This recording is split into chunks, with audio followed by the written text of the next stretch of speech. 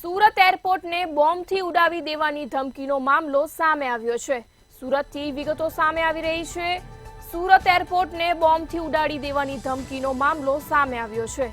સુરત જિલ્લા એલસીબીએ પોલીસને સફળતા મળી છે। આરોપી સાબિરની અટકાયત કર્યા બાદ તેને સુરત પોલીસને સોંપવામાં આવ્યો છે। આરોપીએ પોલીસ કંટ્રોલ રૂમમાં બોમ્બની સંપૂર્ણ જાણકારી આપી હતી।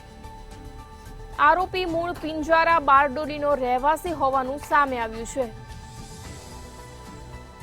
સુરતથી વિગતો સામે આવી રહી છે। ઉમરા પોલીસે આરોપીને ડિટેન કરી તપાસ શરૂ કરી છે।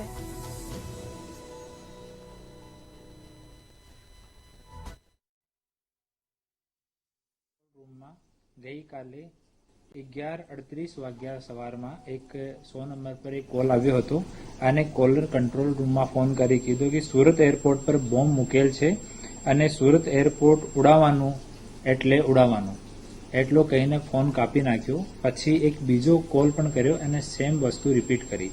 તો સુરત ગ્રામ્યની એલસીબીની ટીમને જાણ કરવામાં આવી અને ફોનનો લોકેશન અને સીડીઆર એસડીઆર એ જોવામાં આવ્યું।